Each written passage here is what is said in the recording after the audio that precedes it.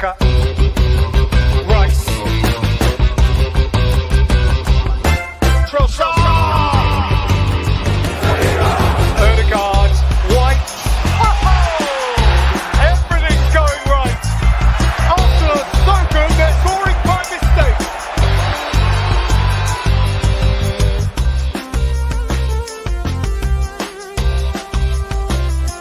Maybe there'll be something to discuss after all. This is the ArsenalVision Post-Match Podcast, Deadline Day live stream. My name is Elliot Smith. You can block me on Twitter at Yankee Gunner, all over the internet, in fact, at Yankee Gunner. And hello, fellow Arsenal fans, because as unexpected as it may seem, we may just have something to discuss. We may actually have something to discuss. Is this too cheesy? A sterling end to the window? A sterling end to the window? Could it be? We will be joined by Clive. We will be joined by Paul. We are currently joined by Tim. You can find him on Twitter. Still in there. Hello, Tim. Hello there. And Scott. You can find him on Twitter. Scott J. Willis. Hello, Scott. Hello. You got a haircut for the live stream. I did indeed. I made it just in time. I got back literally 2 minutes before the start of this. So, yeah. Right yep. You are a little quiet. I don't think it's going through your actual mic. I think it's going through some other microphone. So check those input settings. I want you to know I am ready to get on the brown stuff. I am ready to get on the brown stuff. I'm ready to do it, the commitment, but not until there is reason. I want everybody to tell me your thoughts on the window in the chat. I want you to give me your ratings for the window. 3,000 of you joining us currently, and every one of you tell me why this is a 2 out of 10 window, why Arsenal are in a top 4 race. These are just some of the bits of head loss that I have seen today. It is a banner day for head loss, my friends. And I want to start with you, Tim. From a deadline day standpoint, is this up there in terms of absolute pants-shitting head loss that you have seen on an Arsenal deadline day? Because for me, it's damn close. It really is, yeah. Well, I'm on the coke, by the way. Which, well, if I asked you that 20 years ago, we might have gotten a different answer. But you know what? Don't answer that. My lawyers have told me do not answer that. Eddie and Nketiah's lawyers have told me do not answer that. If you're listening on audio, that's Diet Coke. So yeah, in terms of the head loss, yes.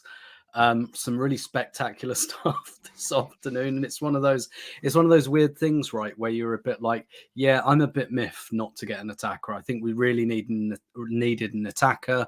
I'm a bit disappointed. And then you go on, various social media sites, and people are like, about to fling themselves off buildings and stuff. And actually, it's one of the things I've genuinely always found social media quite useful for, like moderating myself when I feel it would be too much to say I felt down, but I was a bit like, this is a bit disappointing. And I wanted us to do the Sterling thing, and we'll come on to why in a minute.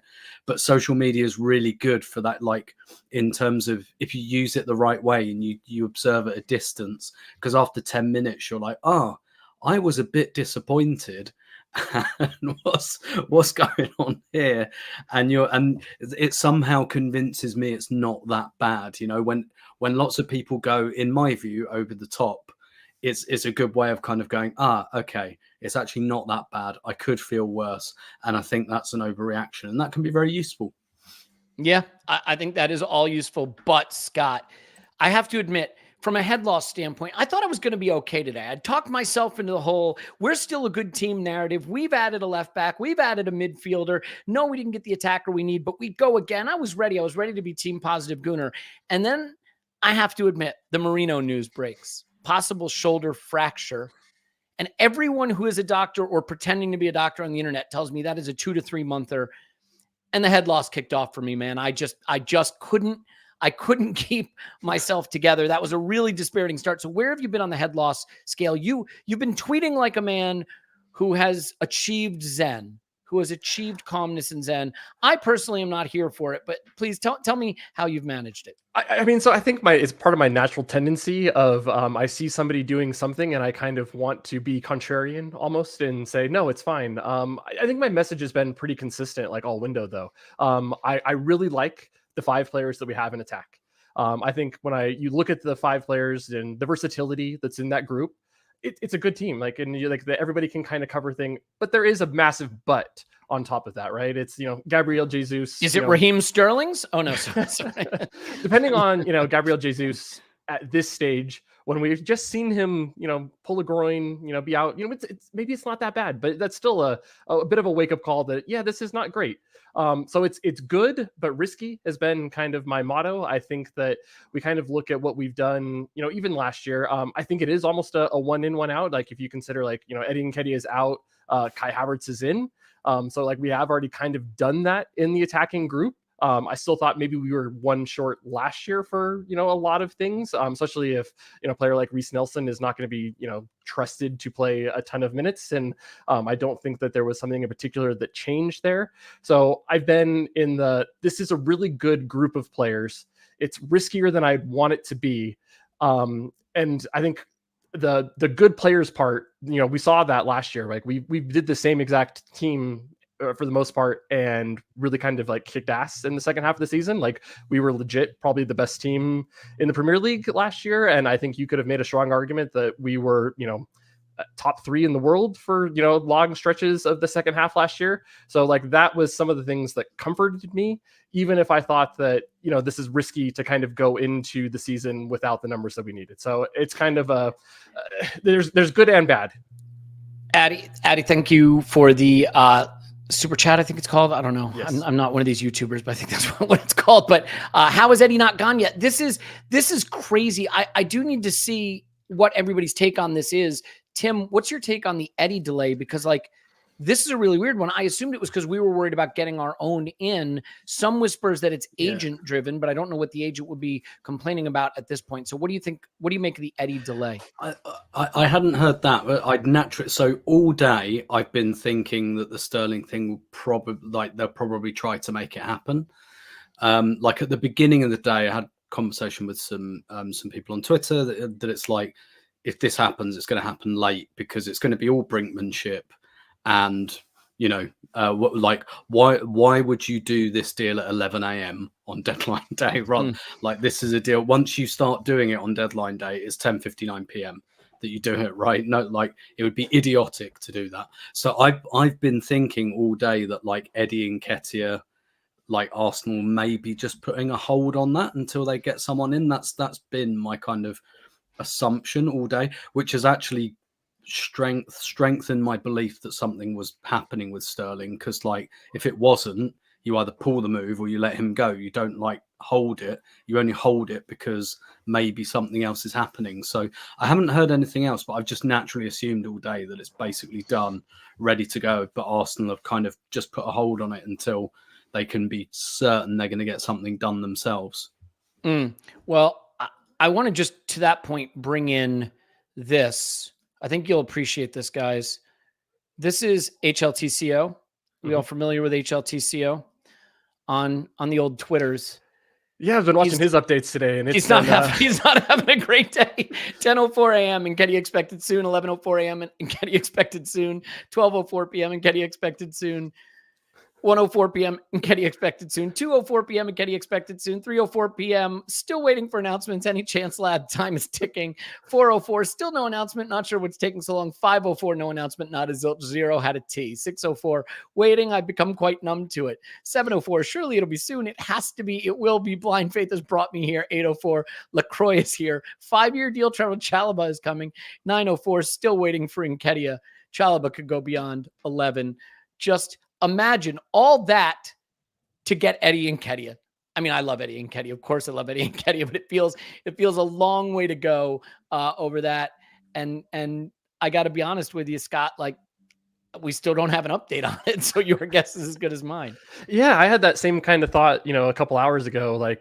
It doesn't seem like there's anybody reporting that it's falling through. But I felt the medicals and everything have been kind of done now for at least 24 hours, maybe 48 hours. So it is, I think, Tim, you're absolutely correct, right? I think it is Arsenal just waiting for the final facts of the paperwork to finally get their business done, because I think they know that if everything absolutely falls down, maybe they have to pull the plug on it. But I think it's still going to happen. I can't imagine it not happening, but it might be a weird one. Like, fax machines break, and sorry, Eddie, you got to stick around.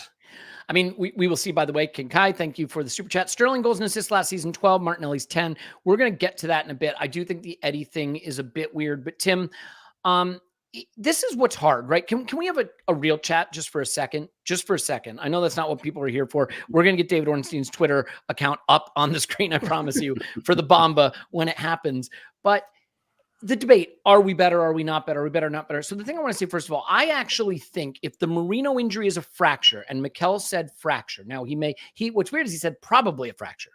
How do you know there's a fracture? There isn't. You can't probably fracture something. But if it's a fracture, everyone I've talked to as a doctor says 2 to 3 months. You look up other shoulder fractures, 2 to 3 months and beyond in some instances. I would regard actually midfield as a bigger problem than forwards, because with Jesus, I know everyone rolls their eyes, but Martinelli, Trossard, Jesus, Kai, and Saka, you have a group that at least for a while you can make do, even maybe until January. The thing that worries me, if you take Merino out of the picture, you really are relying on Partey and Jorginho kind of rotating back and forth at 6, playing every 3 days. We're going to have a Champions League fixture between Spurs away and City away. If we go Partey in those 3 games, you're starting Thomas Partey in his age 31 season in central midfield at the Etihad on 3 days rest, 3 games in a week. So I do regard that midfield area as a worry, because I was hoping what Merino would do is let us drop Rice to 6 in these tough games so we can get a little more range and recovery running in that area. How do you see midfield? And then I promise we will do the whole Sterling thing. And there's 11,000 you watch, and I want to say a huge thanks for joining us for what is just an abomination of a day, but I'm glad we're sharing it together. I'd share that concern. I'm kind of all right with the idea of Jorginho and Partey rotating. In fact, it's one of those, don't let the perfect be the enemy of the good. I really wanted a new player in that position at the beginning of the summer. But once we were in for Merino, it was clear that wasn't going to happen. So I kind of made my peace with it. But in the absence of like a longer term option there, I'm kind of all right with Jorginho and Partey rotating that role. But then obviously that is contingent on Declan Rice playing every game. And I'm in Tanya's camp, by the way. I've convinced myself the injury is made up, that Mikel's trying to keep him out of Spain international duty. And James, get on this stream, you coward, you absolute coward. Get on the stream. Yeah, haven't you got be a work coward. to do? Get on the stream or announce a signing. But yeah, I mean, it could also be a language thing. My Spanish isn't great. But fracture in Spanish could, that happens. I don't know. You're reaching. I'm really reaching. I admire it. I'm reaching slightly less there than I think it's made up. But yeah, we would be short there in that instance. But at the same time, I feel like introducing a measure of calm here in that. I mean, even if it's like 2 to 3 months, not great, but it's 2 to 3 months. I hate to break this to people, we are not going to go through the season without any injuries. People are going to be out for a couple of months or whatever. I'll freak out over like a big knee injury to one of our big players or something like that. That's freak out time. For me, I share that concern, obviously, but at the same time, I don't know. Maybe I'm just old. I don't have the energy to lose my head over every single injury. Otherwise, I'm just going to have a coronary, and there's just no point. So it sucks, but it's going to happen in a season. It's as simple as that, and we just got to get on with it for a couple of months. It's not the whole season, I don't think. Yeah. So if it was the whole season, yeah, I'd be thinking, But 2 to 3 months, it is what it is. Crack on. Yeah, I think the only way to describe this is Merino is injured. Welcome to Arsenal. This just seems to be this is how you know you're at Arsenal. It is. I love how we talk about him as this duel monster, never lost a duel since he was 5 years old, and then Gabriel comes along, breaks his shoulder day one. And we need to know, did he win that duel, right? Yeah, and I took that personally meme from Gabriel. Yeah, somebody put Gabriel's head on the "and I took that personally" meme, and then in the background, Photoshop in Merino looking crocked. I do want to ask you. You know the saying, "This is how the world ends, not with a bang, but with a whimper." this is how the window ends, not with a bang, but with a tickle. Are we going to sign Tickle, Scott? The world wants to know. Are we getting a Tickle? I have no idea. Goalkeepers are not my forte. I have no idea anything about him, anything to be able to do it. I was really kind of expecting that it might have been Neto and Tickle as the final things. So I am glad that we have Sterling to keep us distracted. There was a question: can I make us feel better about the numbers? I absolutely can. I think that some of the talk about Sterling being washed is perhaps overrated. He's definitely taken a step back.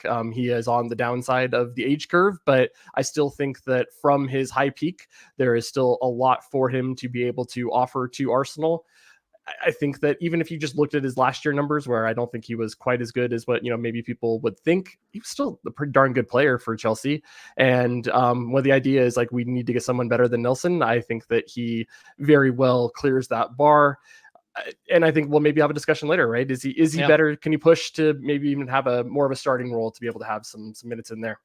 Just crossed 13,000 watching. Thanks everybody for joining us for what is an absolute batshit crazy day. I've got some bourbon waiting. I'm not drinking it until we announce the signing that has us on fire. And Hatem living the dream. Thanks for the super chat, Hatem. Great window. Sterling will score the winner for us in the UCL final. Mark it, Elliot. Come on, you Gunners. I will.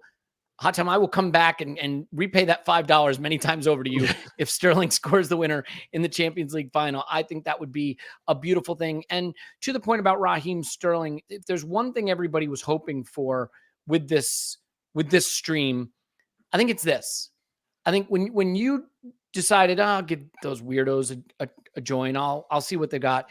You were hoping that you would see an FB ref screen share. And how good does that look? You can almost read stuff. Not quite, but almost.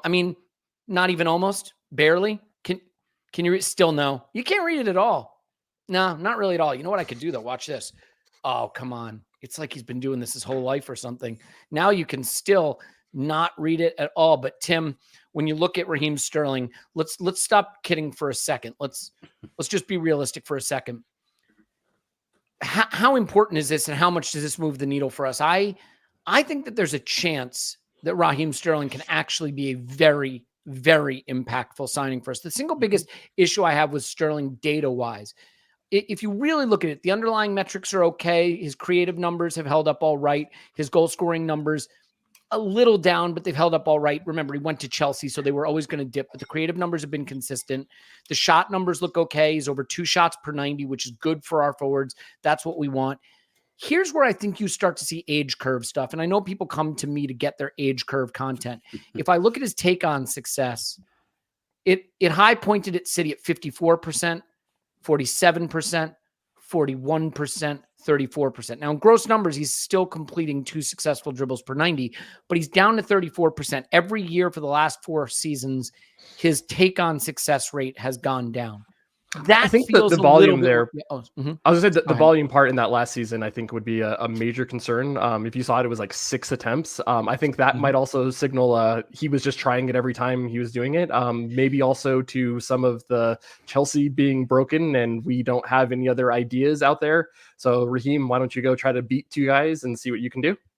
Yeah, that's fair. So maybe that is a good point. I guess, Tim, how powerful, how important an addition is this? I see this as a protect Saka's legs addition. Yep. I also see this as a power up on the left too, where let's face it, like Trossard has looked great. I love him. Martinelli's in a bit of a slump.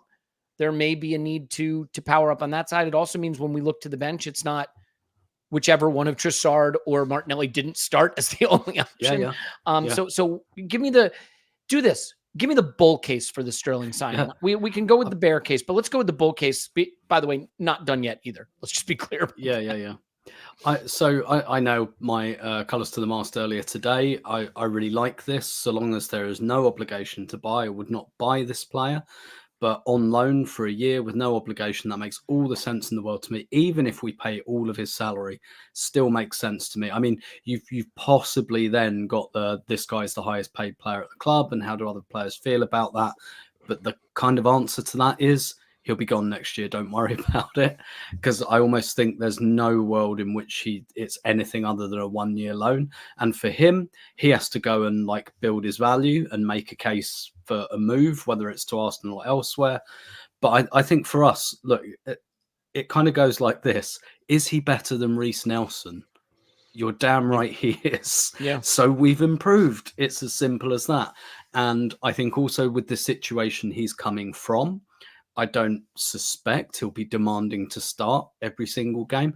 But I also think if Raheem Sterling starts for you, nobody loses their mind, do they? Like, I just can't. Well, we'll see, I guess. But like, I just can't see a situation where everyone goes, "Oh my God, he's starting Sterling." Like, you know, Sterling is his kind of pedigree on its own, you know, holds up there. And yeah, his numbers for Chelsea overall were pretty decent last season. Maresca seems to be saying he's just not the type of winger I like.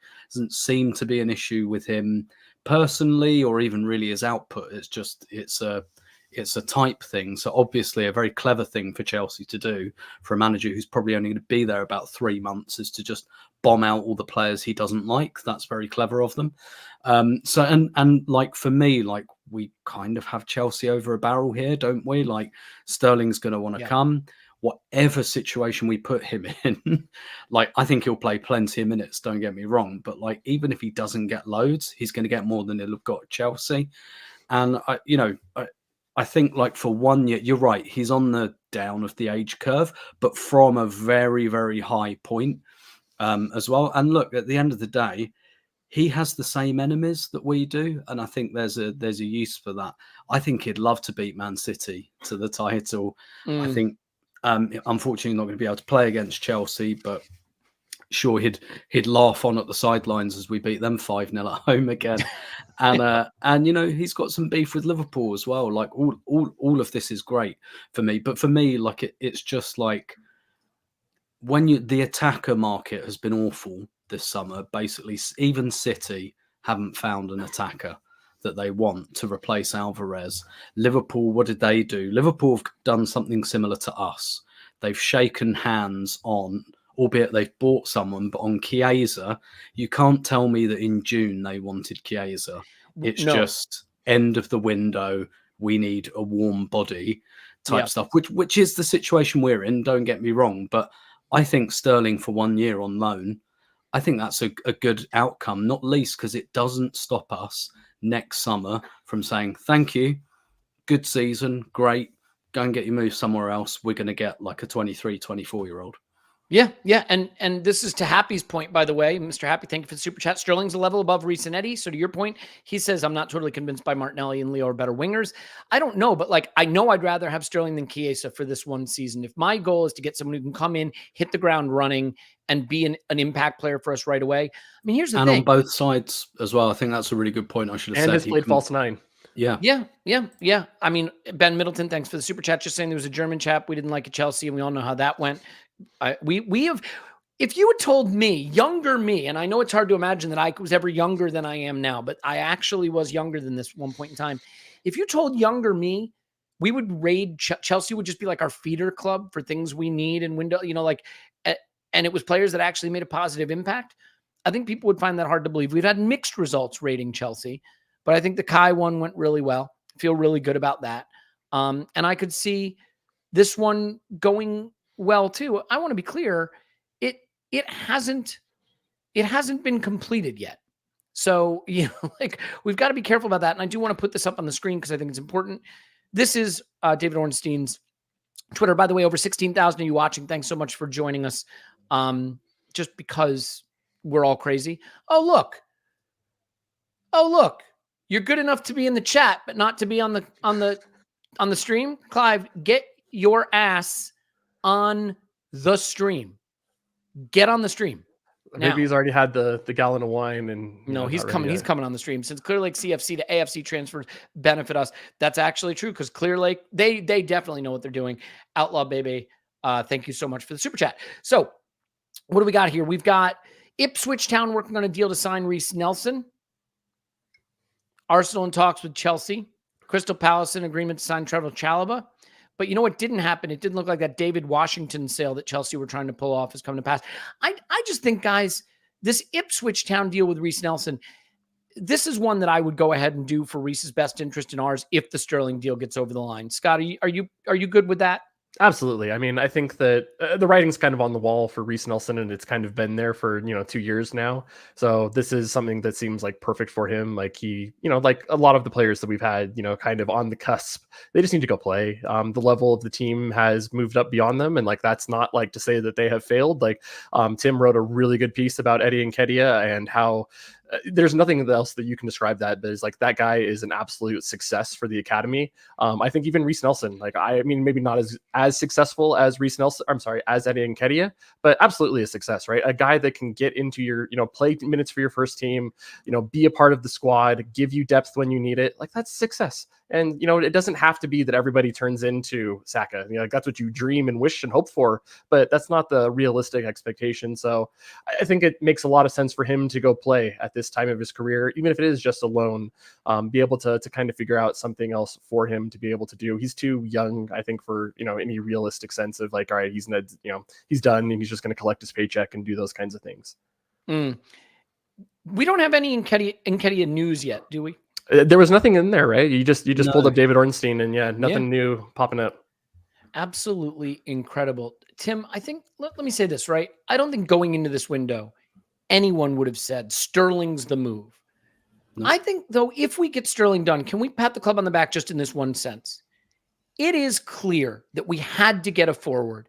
If we really wanted to steelman this title challenge, it would have been very predictable and very unacceptable for it to fall short because of a lack of striker, forward options. And I think it is very fair to say that we knew that going into the window, that the club knew that going into the window. What's the first thing we tried to do this summer? Sign Sesko, right? Yeah. So here's my point, and I promise I'll wrap it up and turn it over to you.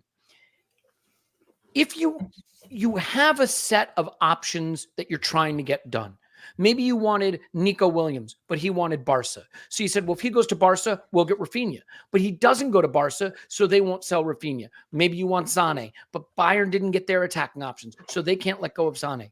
What a good club does is it got all the way down checklist, A, B, C, D, E, F, and G, but you get something done. And assuming we get Sterling done, I think it shows that we went all the way down our list. And unfortunately, none of those big ones that we wanted to commit to worked. But assuming we get this done, I think they at least deserve credit for having executed on something that I think can legitimately protect us from falling short because of a lack of forwards. I really believe that. Yeah, I completely agree. And like guys like Musiala, right, at the Euros. Yeah, Musiala and Williams, right, were two of the big wide players at the Euros. They've stayed put. We often talk about that deal that really unblocks the market, and that deal hasn't happened this summer. Like Mbappe went for free, so there was no, and it's been done for about 7 years anyway. But there wasn't that like big deal that unblocked the market. And actually, lots of like, do you remember Liverpool tried to get Anthony Gordon earlier in the summer, and that didn't go through? I think PSR's had an impact. Their clubs can't. It's not they're not willing to go over the valuations. They can't. They literally can't. They can't make room. So when you look around at the winger market, the attacking market, very, very dry all over Europe. But to your point, you've got to be, and Arsenal have been good at this over the last couple of seasons, whereas maybe towards the end of the Wenger era, it was Goldilocks isn't coming, so that's it. We're not doing anything. We've pivoted quite well. Like Jorginho wasn't first choice, Trossard wasn't first choice. And look, we also should acknowledge that there's a bit of serendipity here, that a player like Sterling should become available, that Chelsea would destroy things so badly that they'd be completely over a barrel and kind of have to accept anything. That like there is luck in that as well. But even, a couple of days ago, I think Arteta was asked about Sterling and he just said no. And I'm pretty certain at that point that was a truthful answer. But look, sometimes you're in the trenches, right? And look, if we'd been buying Sterling today, I'd be saying, no, that's bad move. That's because we've messed up the window and we're panicking. So there is an element of luck that it looks like he's available on loan because that's the best deal. But definitely. That's definitely been a strength for Arsenal over the last couple of years, and a way they've demonstratively been willing to change and like pivot to, not letting the perfect be the enemy of the good, I guess. Can we just do a quick thoughts and prayers for the Arsenal social media guy or gal who just had to post the update and prop on Norberto Neto?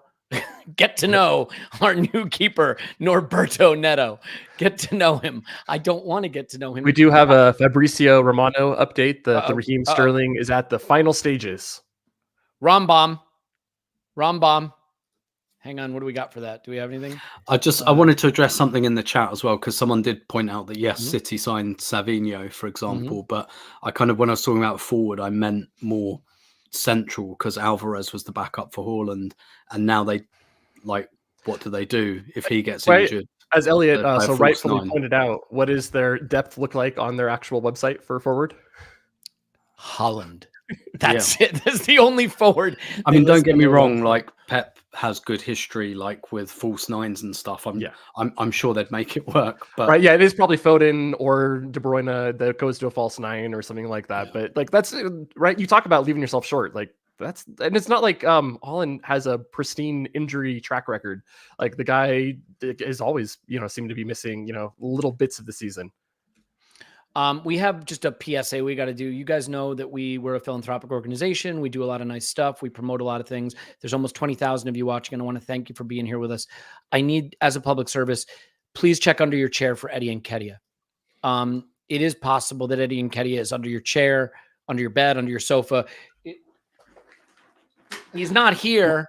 What was that summer? Was it There was another Chelsea beer though and- under there. So Was it Chelsea and Ziyech where Chelsea forgot to send the papers through or something? yeah, to the PSG move, right? Like the fax Mhm. machine like didn't go through, or they missed something. Yeah.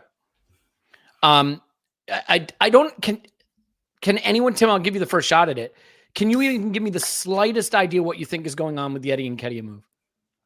No idea. Like I said, I just assume that Arsenal have had like a plug in the jug all day while they try and get Sterling over the line. But it's weird, isn't it? Because no one said it's fallen through. Like no one said anything, which seems weird. Because if it was in danger of falling through, I'm pretty certain we'd know about it by now. Or like Palace would be scrambling, like Reece Nelson or something. It'd be like Palace want Reece Nelson now or something. Like it does seem very, very strange.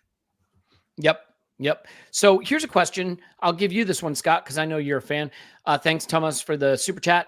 Oh, Clive is coming, by the way. We got to get this super chat out here real quick. So thank you, NR. Don't pop the TV off. Clive is coming. Now, he's not popping out of Scott's closet, unfortunately. But this is a fair question. With Merino's situation, like, do you think Zinchenko could be repurposed to midfield? He's made of glass, but at least we've got so many left backs. I actually think, and tell me if I'm crazy, you guys, I want both of your opinion on this. I think we could go to City with a Calafiori left back, Timber right central midfield, sort of double pivot with Rice. So Rice, Timber, Odegaard.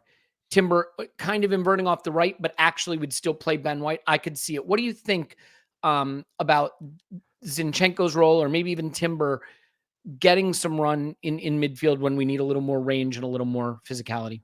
So my thought on Zinchenko to the midfield, because that's a question that I've gotten multiple times, and I think I've been pretty consistent in if we think he's bad out wide where, some of the mistakes don't hurt us quite as much because you have more cover, him making a mistake in the middle is just not something that I think that Mikel Arteta would just stand to be able to deal with. So I think that would absolutely be kind of like in case of emergency. So I think your lineup there, like the Billy Carpenter, absolutely monster mid-block situation, I think that is more realistic for me.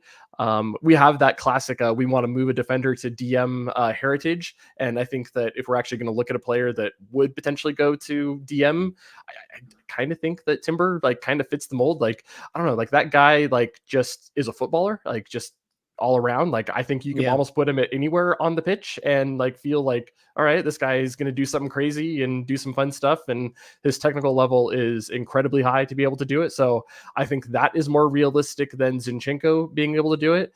And the other thing, like with Zinchenko that I've always liked is like, I don't know, like the benefit of Zinchenko is that he does enough defensive stuff for a fullback. Like, yes, I know everybody doesn't love him. He's going to be a problem out there, but he gives you enough defensively as a fullback, and he gives you the midfield stuff. So it's like, I don't think he gives you enough defense as a midfielder and still gives you the midfield stuff. Like, I don't think it's a problem, or I don't think it's a solution to the problems that we necessarily have. I think that he's going to be a guy that we kind of pick our spots to be able to have his fullback. And I think that's a perfectly good player to have in the squad.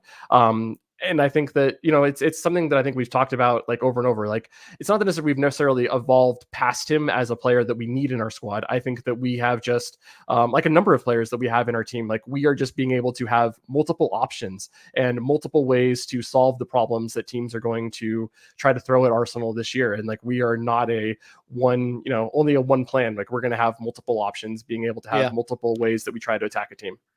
Yeah, I do want to say thanks to Callum JP92 for his super chat, but you might want to keep your money. Your defense, I assume legal defense, is in trouble. Nketiah is in your room. So just something to be aware of there.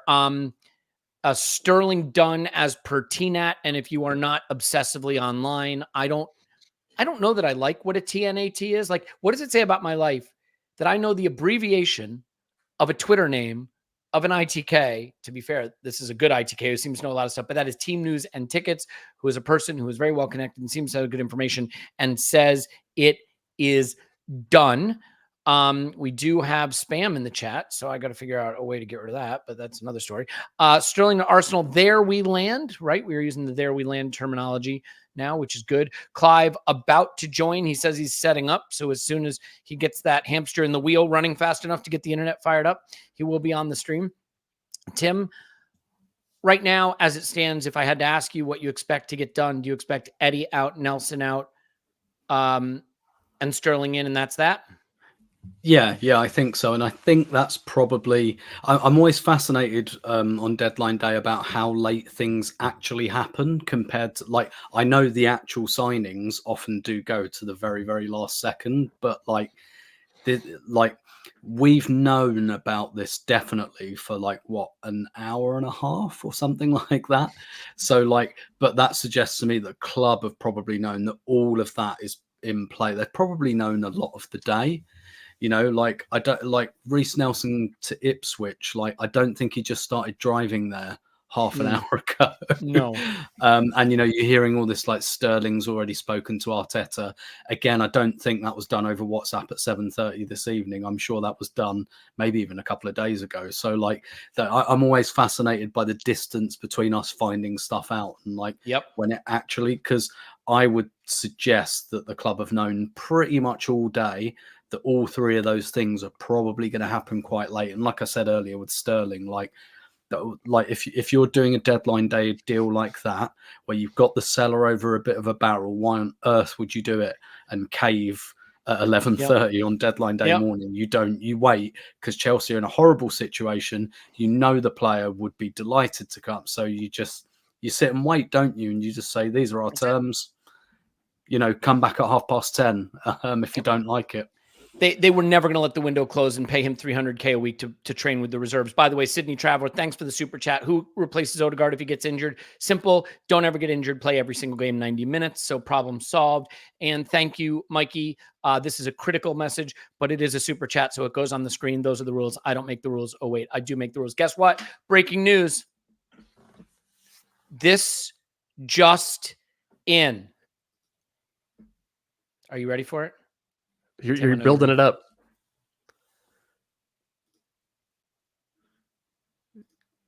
Oh, take wait, us off, man. I blew it. Oh, failure. Failure to launch. Oh, that's a background. Why is that a background? Here we go. Just in. Broke. That's my feeling. You promised Hello, you would Clive. play it. You promised you wouldn't play it. No. Let me read the exact chat. Just so that I don't go down like that. You said, just setting up, no video, please. And I said, what did I say? I wouldn't dream of it. I did not dream of it. I did not have to dream it. He made it a reality. Dreams every day. Clive, have you kept your head today? Because I definitely have. Yeah, well, I know you haven't, because we did a podcast earlier, and while we were doing that podcast, your brain was elsewhere. And I think you should be deleting certain sections of that podcast. That's one for the WhatsApp. Yeah, I've kept my head massively, and I haven't always been this way. For people who think, oh, Clive's always so calm, trust me, when Vieira was going to Madrid every summer, I was just like most of everybody else. It ruined my summer holidays completely, and so I've been there. But now I'm a little bit wiser and a bit more confident in the people that have in the club. And they can do maths, and they can manage risk. And there's two things that happened today that are probably a bit more concerning, and probably a reason why Eddie's not going anywhere at the moment. There's two things that happened. We haven't done anything with Kieran T. That's been the most unfortunate thing that's happened, because everything else that we wanted to sell and move has gone, or about to go. But that one's sitting there. £25 million we paid for that guy up front. And his record over the years hasn't been great. And we couldn't get 10 pence for him in the last year of his contract. That's been really unfortunate, because Steve Clark played him in 2 intensive games within 3 days of each other. So we've lost the opportunity to make at least £5 million. That's been a bit of an issue. Eddie Nketiah, because we lost Merino today, by adding Merino, what you really added is another forward into your group. You're now saying to Kai Havertz, you never have to play midfield again. By losing a midfielder, potentially now we have to play Kai Havertz in midfield. So why are we going to lose a forward until we're absolutely sure we have the other forward in our bin? Someone that can be impactful in Raheem Sterling. So risk mitigation, one goes out, one comes in. That's probably why the Eddie thing has not been announced. He says just purely guessing and doing my sums like everybody else. And as for Sterling, I heard Tim talking a little bit about it, and I thought, really, really good, Tim. And let's not mess about, right? Sterling has stabbed us in the heart on many occasions, and for Liverpool and for City, and he can play football, And there was a Arteta press conference about a week ago where he spoke about Sterling, and for that moment, if you listen to the words in that press conference, you thought, something is happening, because he never speaks glowingly about a player like he spoke about him, saying that he was a good person. He taught him things about managing the group. And I thought, aye, that's the one to watch. Is it Sterling or is it Coman? I thought Sterling, and for me, Elliot, I think he's been misrepresented, in the UK. Here, take some of this, it'll help. Yeah.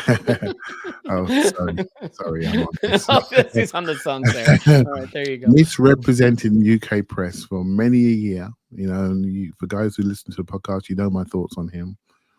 So of all the loan options, and I think most of us would agree right now, I think he's by far the best one.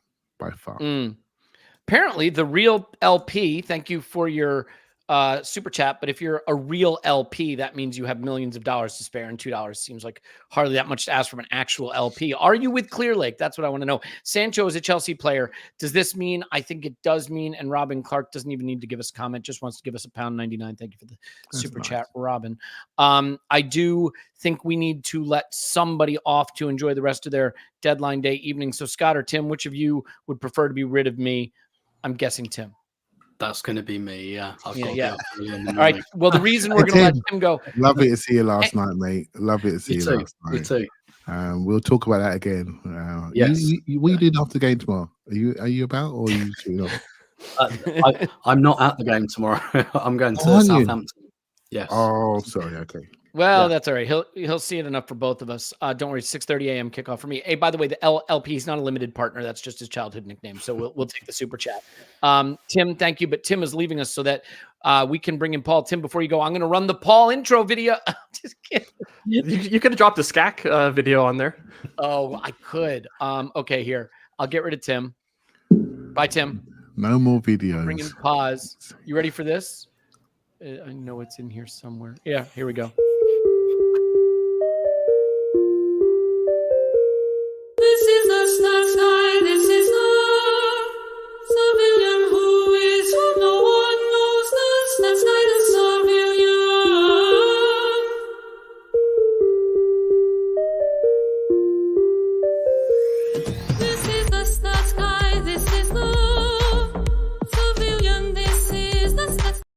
is brilliant. It is brilliant, but there's only so much we can do. Hey, pause.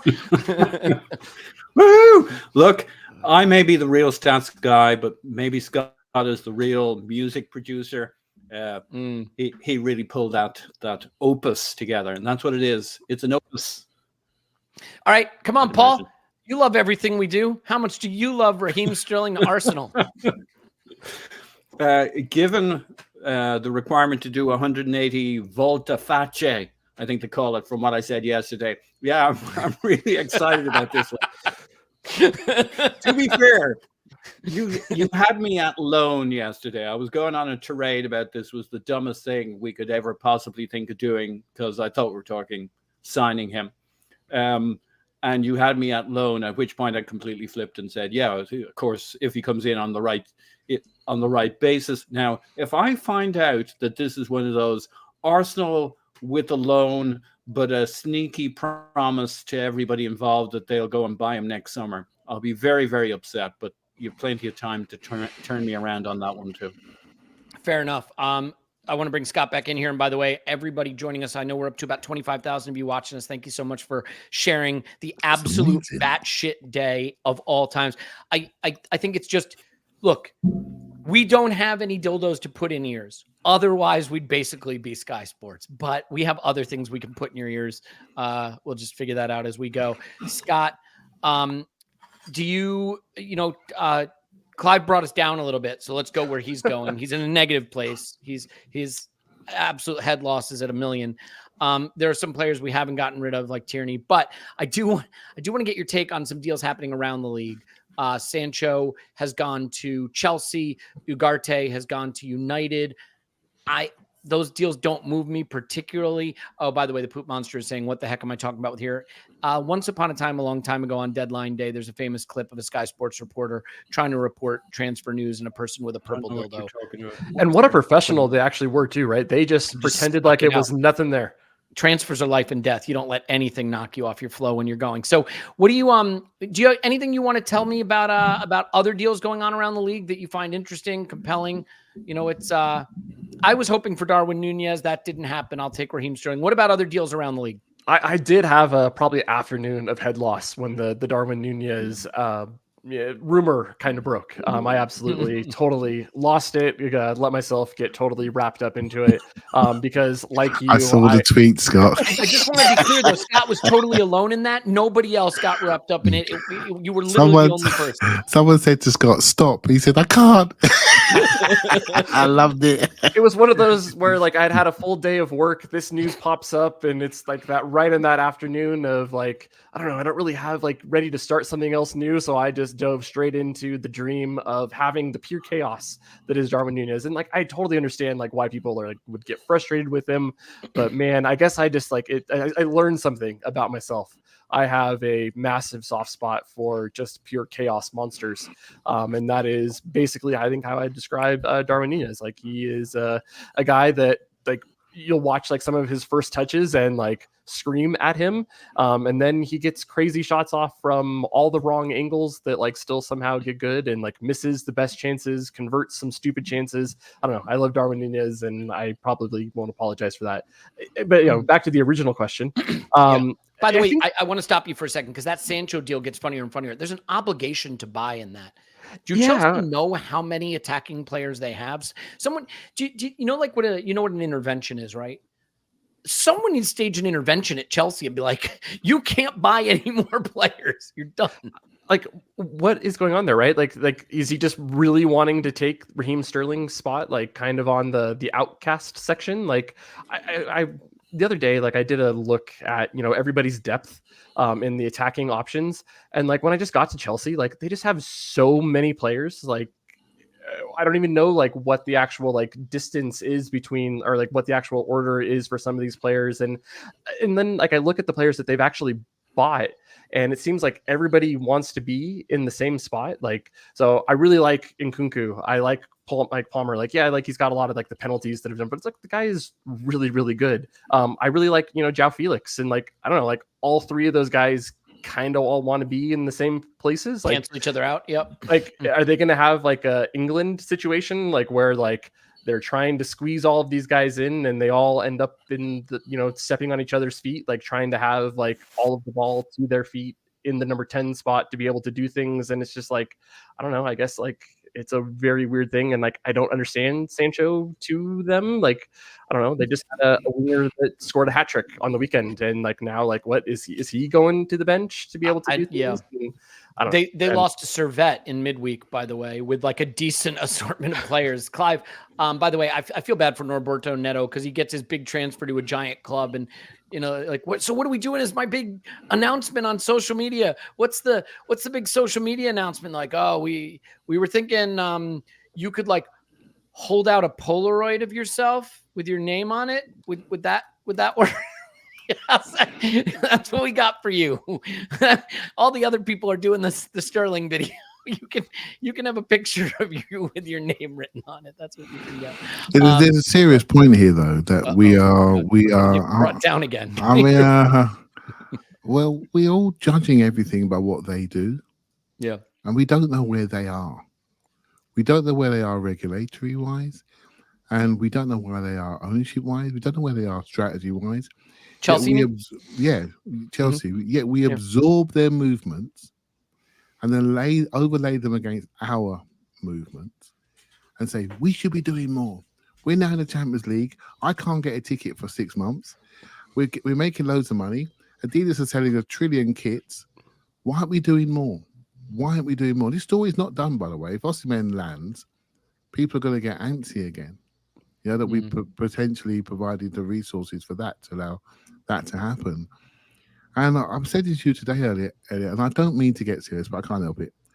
And that's why we love you, man. Yeah, but there are 3 what I call elite clubs in this country, right?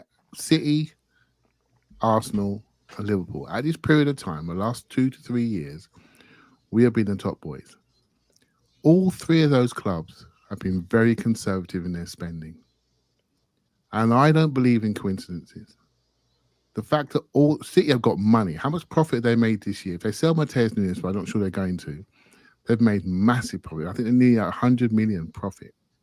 Right? So Arsenal, we're probably breaking even approximately. Liverpool have spent 10 million to 12 million quid on a player that nobody wanted in Europe. Nobody contested. And they've signed a goalkeeper for next year. And to have those 3 teams all do the same thing, trust me, lad, this ain't no joke. They're ahead of the game, and we're just not caught up yet to what's coming regulatory-wise. And I think that's a real thing. If I'm wrong, I'll just sit there and say, Glad we were done. We bundled a couple of signings and we missed the opportunity, but no one else has taken our targets. And who those targets, despite the angst that we all have, no one's given us concrete names that are going to be a sure thing. And those sure things are coming next year. And if you're going to spend money now, I think people are really thinking seriously about it. Well, most people, apart from that team in West London, who have already historically for 20 years destabilized, inflated the transfer market. That's why they are the club I hate the most. Because they've cost us all money. Every kit we buy, every time we buy a ticket, it's all been driven by inflation that they have driven from the moment Abramovich came into our country and did that. So have no sympathy for them. I hope they get caught and left with a load of resources that cannot be sold on. So that's where I am. Does that make sense? It does make sense. Andrew lurking. Stop lurking. Come on the stream. Don't be a coward. I know you're drinking some good. I'm waiting till they announce it so I can break into this. See, I just read it. He gets it, mate. He absolutely gets it. What went wrong today in training is the only thing that's went wrong. This is unbelievable sales-wise. We haven't blown our stack and overcommitted buy-wise. We have a couple of loans that do the job for this year until we reset and understand what the financial landscape looks like going forward. Did you say the financial manscape? Because I'll do a manscaped ad right now here. Landscape. It's more that I tell you what interests me is what we don't know today. Here, that's the stuff that really interests me. This is the good one. That's the one up there in the corner. Okay, well, let's do this. No free advertising, Elliot. What are you doing, you idiot? I would get Andrew on, but he's just sniping from the chat. You know how it He goes. says he's working. So Paul, hang on. Sensational head loss is back. Sensational head loss. Banner day for head loss alert. There's now a rumor that Chelsea want a loan fee. They're trying to negotiate a loan fee for Sterling. Paul, are you ready to tell us why Sterling would have been a terrible acquisition again? You ready to go 180 again? What are we going to do? It's getting late. Paul. Uh-oh. Paul, a mic control is something else, isn't it? The internet, the mic. No, we lost him. Paul. We just have a smirking Paul. And they may just. Yep. Paul's got his hamster in a wheel running around, powering that internet. Nope. There he goes. He's gone. All right, Scott, you get to jump on this one. You were the one who broke the news in our chat. What are we going to do? Sterling's not coming. Loan fee. It's not happening. I'm never going to get to drink my bourbon. I need to cry into it. What's going to happen? We losing this deal now? Come on. I don't think so. I mean, I think this is absolutely still in the, we are really playing chicken with them all the way to the end. I think that's been kind of that's interesting. The move all day, right? I think that Arsenal put out earlier that, we're happy with the team. Like, I mean, what else are you going to say? Like, you're going to say, like, we're desperate and, like, need to have somebody. But I think that there is a certain truth that Arsenal would be happy to say no and walk away to this and, like, really try to, like, make this work until January if they absolutely had to. Because, like, really, like, what is Chelsea's, like, other option is? Like, he's already said no to everybody else. He wants to stay in London. And, like, this is kind of it. Like, they either have the option of, like, paying him 20 million pounds for this season, or kind of taking what Arsenal have here on offer. Like, they want to try to get Osimhen in, they want to get Sancho in. I think they need to clear this to be able to have it happen, and there's just no chance that I think that they have any leverage here to try to force a loan fee out of here. I mean, I guess, like, you could, like, money's fungible, right? You could say it's a loan fee and you cover even more of his wages. Yeah. And okay. Here you go. We're going to pay a little less late wages. Here's your loan fee. It doesn't make any sense. Like, this is the thing I don't think people fully get about transfers. If you have no leverage, no one's going to believe you when you call bullshit. Now, the one thing I would say here is, because they seem willing to flush so much money down the toilet, is there a possibility that Chelsea are just like, you know what? We'll fuck Arsenal around till the deadline closes and say, yeah, sorry, we changed our mind, and they'll pay Sterling and they don't strengthen us. I mean, is that in the range of outcomes? No, Clive, you don't think so? What did they get out of it? Like, it's so hard to understand, like, where they are, like, on, like, the financial part, but it does seem like they are on the edge, being able to have to be close on all of these things. So can they afford to, like, really play chicken with this all the way to the end and fully crash into it and not have this move done? Go ahead, Paul. Yeah, I don't know. Paul, Yeah. did you get the hamster running in the little cage thing enough? I did, but Chelsea signed him in the meantime, so he's gone. He's always got the answer. Look, I think guys, one. It is official. 1 hour left. 1 hour left. 28,000 of you watching right now. Thanks for joining us. All I can say is we're going to get through it. One way or another, this hour will pass and we will still be here. Whether Nelson will still be here, Eddie will still be here, or Sterling will be here, that's another story. Paul, head loss? Yeah. How are we doing? We're doing okay. Look, I think the Chelsea thing could be exactly what it seems. They're greedy bastards, and they're misreading the situation, and they're willing to risk the whole deal, and they're playing hardball. Or they may just, for PR purposes, need to put it out there that they're getting some kind of a loan fee, not the kind of loan fee that would, and maybe it's the old shell game. Actually, they're reducing the wages that we have to pay, blah, blah, blah. But maybe it just looks bad out there that the way this deal is cooking for them, blah, blah, blah. They're getting no money from, and so maybe it's just window dressing from their side. We'll play along a little bit. I mean, I think that's less likely than it's just what it seems, which is they're like playing hardball for whatever reasons. Are they just trying to screw with us? I don't think they have the time and energy to just do that. I think they got bigger fish to fry than that. If that's what they're doing, we're in great shape because they've got an actual club to run that's burning behind them. And if they want to spend the time screwing around with us, I guess, so be it. But I think A or B are the likely things. They want some money, or they need to make it look like they didn't just get totally shafted by this whole Raheem Sterling situation. Yeah. I want to address David's complaints here about my false advertising. So we're just going to do this. They say, you don't have to address these things. I have to address everything. This is how it works. I have to address everything, 100% of everything. Does this even show up? See, that's what we see on our screen. No We're on slight 4 beyond different address. platforms. Yeah, I'm seeing 27,005, 27,5. We're actually at 27,613 right now watching, but realize that's across YouTube, Twitch, and Twitter. So, your mileage may vary. I don't know. Why do I take these things seriously? Who cares about this stuff? Okay, so even though it seems obvious that the smart teams had to be conservative, I'm very surprised that City haven't replaced Alvarez. Is it Savinho? I think this is a really good point, by the way. I think Clive, City have decided to kind of run it back. The Gundogan thing, I think, strengthens them. But would you say, on the whole, when you look at Calafiori, when you look at Merino, when you look at Sterling and what we've got, Timber coming back from injury, have we made up ground? What's your assessment of where we are vis-a-vis City? So I have a view on football, as you guys know. I think it's interesting how teams view the centre forward.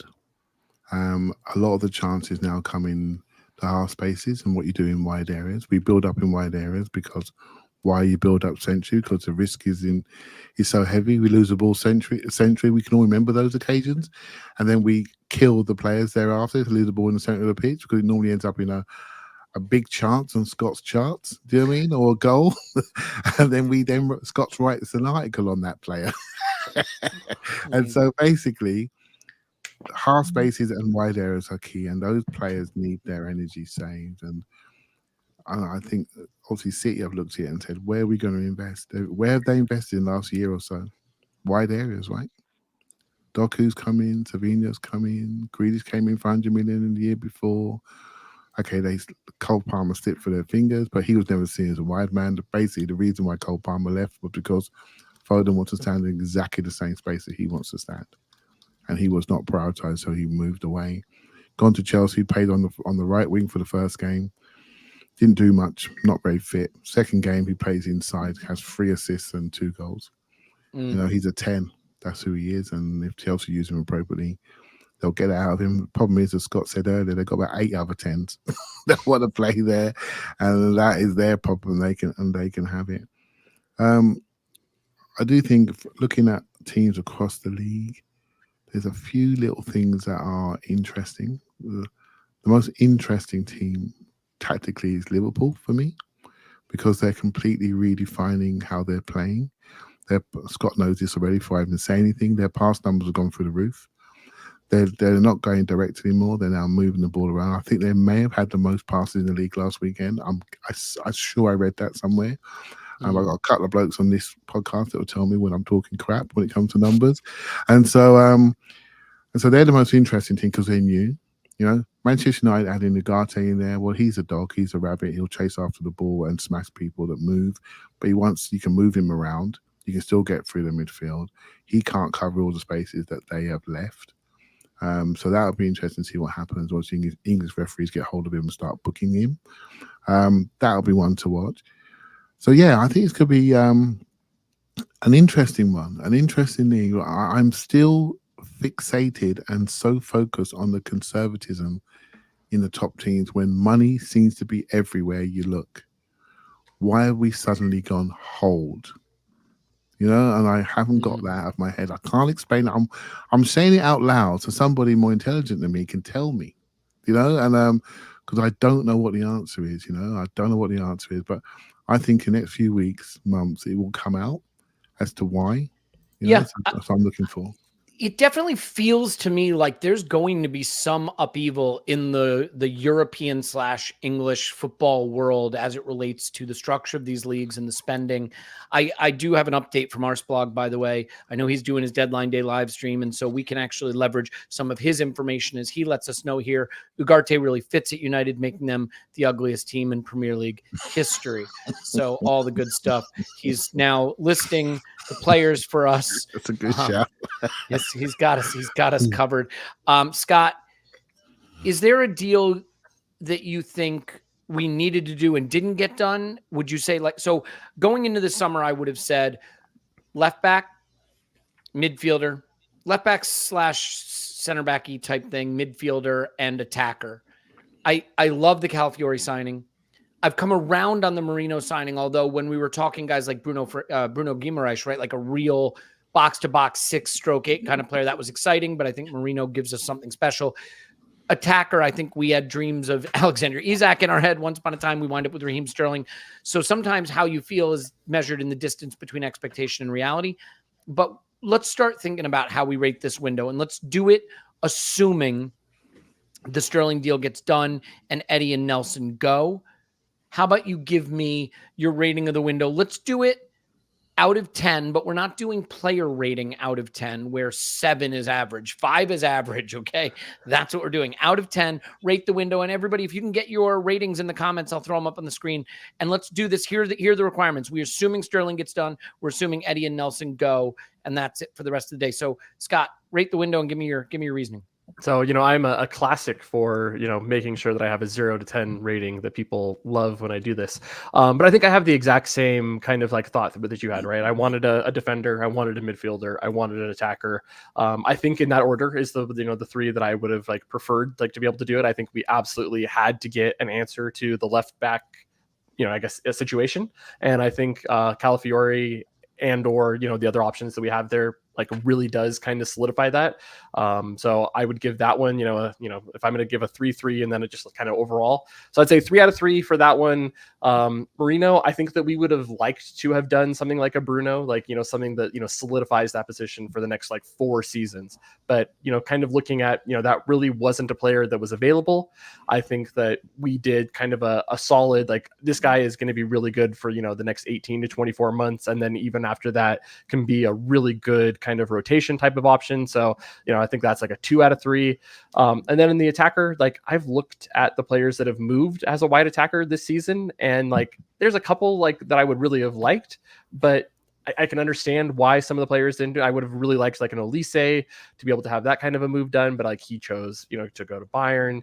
Desiree Doué, I would have really liked that kind of a move. He went to PSG. Like you can understand, like French guy wanting to go and stay in France to be able to do that. So like there was a couple. Do you think he needed that move, Scott? Doué? Do you think he needed that step? I don't know. Maybe. I think it might be a little bit early for him, but I think that PSG have kind of reset maybe some of their way that they're playing. So hopefully that there's playing time for him to be able to do it. So like, I don't think there's like any like massive move that I look at players that have moved like wide that I'm like, I really regret that we didn't get. It just was I think there was a couple guys that everybody would have loved to have had, like Nico Williams on the top of everybody's list, and he just didn't move. And I think that that's been the story of the transfer season so far. Like some of these big moves that people anticipated haven't happened, and that hasn't meant that there's the domino effects. There hasn't been the extra money that's moved around in the market to be able to have some of the extra moves kind of happen. So I think overall, like the 1 out of 3, like to be able to like get somebody in, I think Sterling is a great option for 1 season. And I think that's kind of what it looks like. So I think overall, I think we're looking at like a 7.5 out of 10 on this window. I think it's above average from what I would have, expected. Not perfect. Yeah. Look, I think in terms of, did we get the positions we need? It's a 10 out of 10. In terms of, did we get the positions we need at the level that I was hoping we'd get? It's probably in the 7 out of 10 range. I think that is a fair way to sum it up. And I think, and we some really good points in the chat. The outgoings have been fantastic. Well done, Edu and team, to actually get those sales done. The only thing is, so the outgoings are fantastic. My only thing with that is, we got a lot of money for Smith Rowe. We got a lot of money, presumably, for Nketiah if he isn't lost. We may get money for Reece Nelson. We got some money for Beereth. We got money for Ramsdale that we didn't pump back into a keeper, which I think is smart. We are at risk of a positive net spend, actually making a profit on transfers this window. And from a PR standpoint, if I were a club, I'd buy a random dude on deadline day just to say we spent more than we took in, because you don't want to be making money in the transfer market these days and turning to the fans and saying we made a profit. I'm kidding a little bit, but I think to some extent, I think it is fair to point out that the money was there. But to your point, look, Scott, if you can't do the deals you want to do a deal that doesn't stop you from doing them later. You know why the Sterling deal is brilliant? Because it helps us, but it's a loan and it doesn't block us from going and getting the guy next window. Let's say we bought someone we didn't really want on a 4-year deal. And then the guy we really want's available in January or next summer. And you're staring at that guy, and now you're in Chelsea's boots. You have too many players for the position. You're stuck with the guy you didn't really love. And you got to dance with the guy you brought. Paul, I think the genius of this, if genius might be too strong a word, but the good thing of this is we get a player that helps us. We get a player that can prevent us from falling short due to lack of numbers in attack. But if the guy we really want in January is out there, if suddenly Nico Williams decides he wants to move, or he's going to Barca and Rafinha's available, or Sane comes available, or some guy we don't even know the name of who we want, we're not blocked from doing it because we're not committed to this past this season. So we have, here comes that word, optionality. We strengthened, but we've kept the optionality open. I was going to say optionality, and you said it. That's exactly what we've done. Well, it's only here, because your internet's so slow, I was able to get it in beforehand. We have astutely, as you would say, astutely maintained our optionality. Yeah, that's what we've done here. Rating the window, which is what you're really asking me, I'd probably give it an 8. Like 3 positions we needed to fill. There's no point in imagining infinite amounts of money or ridiculousness. I think Calafiori surpasses what I might hope for in that. Of course, we're projecting here, but hey, Calafiori surpasses what I might have hoped for and expected for in that back line, in that he can do two key jobs for us brilliantly, and has the inverting into midfield, and he has the free man floating around. He brings a lot of options that strengthen our midfield and our attack. Merino is the guy to organize our left-hand side, which is our biggest issue coming out of last season, because what was this window all about? Fixing our left-hand side. And then we found a way to do a forward, we hope, that, to your point, maintains our optionality, because it ain't going to be Nico Williams this time around. But he can play in a couple of positions, knows the system, knows Mikel, knows how we play, is ready from day one.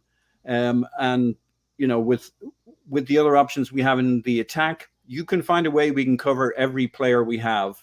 And there's one other thing I'll say about Sterling.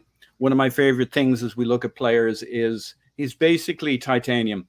He's fit, available, all season, every season. Like, what's the big knock against him? He's played a lot of football. Why has he played a lot of football? Because he's never bloody injured. And if you ask me, like, you two are age curve guys, right? You and Scott. And I just think, depends on the player. And we all know that's true. There are plenty of examples who either tank before they're supposed to on the age curve or endure after the age curve. I mean, look at some of the players that Pep has kept around and is still keeping around at City, right? With your Gundigans, like, what's his face? Bernardo Silva, a year older than Sterling, played less minutes, but not that many minutes less, played a lot of football, right? And a lot of football at City, year in, year out. And if they can play, if they're available, if they're good, you play them. And the big issue with Sterling, with his the amount he's played, is if he had played that much and got a lot of injuries along the way, you got an issue, because those injuries are baked in. He's generally been able to play his seasons unencumbered by recovering from injuries. And, you know, each player is different, but as long as they know what they're buying, and we're very, very good. If we're good at buying, we're good at buying the known product and getting more out of it than people expected, be it Havertz, be it Premier League players, be it White, be it... So we know what we're getting. So I'm optimistic this guy has a lot to give and at least one really good season to come, and we know how to use him and where to sprinkle him in. Fair enough. Clive, don't squirm out of this. Rate the window, baby. Let's do it. Let's get a rate. I'd go. I look at things in a positive light. We need some housekeeping doing. There were too many people that played under 1,000 minutes last season. See, the thing is, what annoys me about you and Scott in particular is that you have got such a handle on the data. Oh. So you know already what I'm going to say. You already know how many people played under 1,000 minutes, and how many of them have we moved. You know, it's a good number of them. You know, and so if you're looking at the efficiency of the squad, we need to. You two really do me because you taught me this stuff, but you don't remember. So like and so if you're sitting there and you're running a club, you're running a business, you're running an organization for which 30 to 50 million people are looking at every minute, you want to make sure there are people under your registration that are useful and are playing. I tell you now, even Reece Nelson going to Ipswich is a good thing. You know why? He's going to play. We have an asset to our club that's contracted that's going to play. And some of us might be thinking, oh, we would keep him by because Jesus had a groin injury. No, make sure our squad is playing. Vieira, what's he doing? He's playing. Smithrow didn't play last year. He's had 4 Premiership starts in 2 years. And I bet most of them came against the relegated teams. Reece Nelson's similar number. They're not playing. They're there for our comfort. They're not playing in critical moments. And so now they're playing. Either contracted to us or not, their asset value is growing. So from a squad perspective, a efficiency perspective, this has been brilliant. So now we couldn't quite commit. Well, I think we messed up the goalkeeper thing. You know, that we spoke today, didn't we, about the goalkeeper stuff in the background. That story's going to run. Yeah, I personally feel there's room for improvement in goalkeeper recruitment for Arsenal Football Club. Right, so there's no point in dismissing that and how that's happened. I don't know the background, I don't know the conversations, I don't know how things happened, but there's room for improvement there, without a shadow of a doubt. I think we're very unlucky with the Merino injury today. I think that's a huge issue for us when the games start to go 3 times a week. But we can manage that with our overall robustness in the back end of our team, that we can manage and we can get people off in time in 60, 70 minutes in a game, make sure they're fresh and ready. So we can do that. What we can't deal with is our wide area freshness. And I keep going back to the Bayern Munich game last year. Our starting front 3 was Havertz, Saka, Martinelli. But we all know, we watched that game and they were tired. They were done. They were injured. The best player on the day was probably Martinelli for 25 minutes at the start of the game. That's the scenario we have to sort of build against, because names on the team sheet give you comfort. If they can't run it, they give you nothing. All right, they give you no threat, give you nothing. So I'm really pleased with what's happened so far. Calafiori is a complete new one for me. I'll be honest with you. Came into my life literally just before the Euros, and I didn't think anything of it. Moreno, I've known Moreno for a while, but did I think he was priority? Nope. But when you see him, it makes a lot of sense. Obviously, getting the goalkeeper in was an important movement. So we really added some 28, 29-year-old strength in a couple of positions, and one of the best, brightest defenders in the world that plays the game like very few others. I am genuinely excited. However, I am worried about our forward fatigue, because I've been watching Havertz in the last couple of games. He's done fine, but I think he's a bit tired from the Euros. Saka's done well. Odegaard's done fine. I worry about fatigue, but there are many players that played late in the Euros which are not showing their normal stuff. Yep. So I don't think the league's going to settle for a while with performance. Clive, it has been noticed that answer did not include a score. Oh, sorry. I can't listen to you. I'm sure I said 8 or 9 at the start. Did I not say that? Okay. I may have misheard you. Yeah, I'm sure I said 8 or 9 at the start. Yeah, did I say that, Paul? Did I not say it? No, I don't think so. I didn't hear it. Fuck's sake. You're not even Paul's backing me up. You're right. It is us against them, though. I do want to say something, too, by the way. If we do get the Sterling thing over the line, I don't think he's in the England team. So he gets 2 weeks to just prepare. And like he gets his own little mini preseason with Mikel. he's going to get to know Mikel way better than he wants to. Let me tell you, over He those will 2 be weeks. in the England team once we've had a couple of weeks with him. We fixed a lot of Yeah. Chelsea players. They don't fancy him. Can I add a couple of player reflections? Like I would love you to. There are no updates, right, guys? Like we're still. Yeah, I'm not seeing We're anything new vamping here. here. Yeah. Okay. Let me vamp.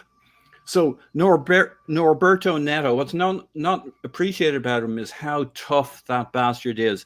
His name's Norbert. He came through the hard streets of wherever the hell he came from. He's a tough dude. So that's one of the things I like about him. Apparently, Arteta called him and said, sold him on the project, said, Norberto, this is Mikel Arteta, manager of Arsenal. I want to tell you how you fit in our pictures. You're really, really cheap. And I clinched it. That he brought him on board with that one. That was the way he swung him to our side. And I think the other player reflection I want to throw in here, wasn't the selling point of Merino that he was battle-hardened to playing in the Premier League, banging up against these big fellas. Well, they don't have any Gabriel Magalhães in Spain apparently. You know what, Paul? The cheek of you to bring that up after you just said in the last podcast. Yeah, you said how he's going to play 1 million games, or maybe I added that on. He's going to play every week. He's going to play. And I'm thinking, look, it's not my fault. I only had him for like 5 minutes. You got to give me a week to work with these guys before I can take full ownership. I'm going to give myself my own pat on the back because I tweeted about my second fridge theory and everybody shit on it because they wanted this Garcia guy. And the minute we pivoted to Norbert, all of a sudden everybody's talking up second fridge theory. So second fridge theory, for the one, if you're not familiar with second fridge theory, once upon a time. I want to talk to you about your second fridge thing, right? You live in the Midwest, and like that is like perfect, like second fridge, like you know. Can I tell you something? Does every single one of your neighbors have at least fridge? Yeah, you have to. I have a second fridge. Of course, I have a second fridge. But and I've been trying to sell my wife on a second dishwasher so that you never have to unpack like I'm more of a second dishwasher guy, and that's what Sterling is. He's your second dishwasher. You want him, you're going to use him. You're never going to unpack your dishes if you have two dishwashers. Oh, you know what we could do that'd be fun. So, well, real quick. Clive, let me just ask you the Merino thing. Like I got really down about it earlier. If it is a fracture, that's 2 to 3 months. If it is not a fracture, it's quite a bit less. Mikel said fracture, probably. So yeah, I didn't know at the time. I mean, if he doesn't see if no one's told him it's a fracture, do you think there's some Mikel hijinks there? That he doesn't want Pep or Ange to know that? I mean, is he trying to keep him from the Spain team? Is that what this is? I mean, so he can get a couple of weeks to train with us. I mean, and then what do you know? He shows up at Shite Hart Lane or whatever they're calling Tottenham Stadium these days.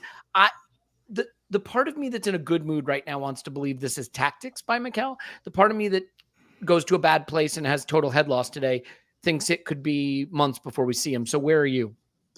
Yeah, well, someone in the comments just said he got it dead right. He said small factor probably. The exact words. And let's give Ferret Face the credit Ferret Face deserves, even though they have the face of a ferret.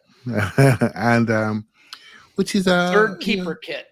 You could say I've got it actually. I've got it there with the label on. So mine's a bit bigger than yours. I don't know what's that. But basically, yeah, let's see what happens here. I'm not going to speculate. It's a real shame though.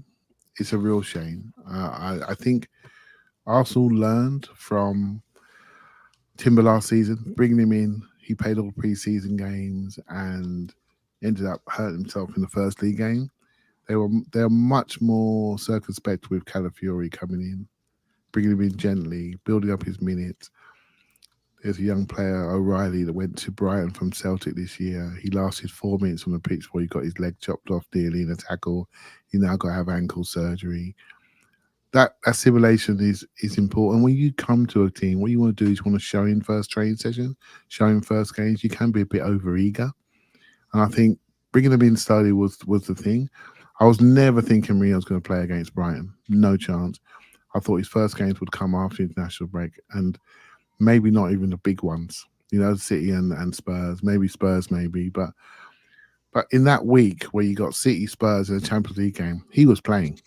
He was playing one of those games, you know, and So we've lost that now. So we have to manage that situation differently. So yeah, I'm not sure, Elliot, to be honest. I can't speculate on that. But I'm pretty happy we got forward, because the PR around it would have been terrible if we didn't. Just imagine this, right? This, I think I said it to you earlier. Just imagine if Osimhen goes to Chelsea, we get no forward, and next week everyone does their sums and adds up all the outgoings and incomings, and everyone goes as expected, and we're sitting there giving the manager a new contract.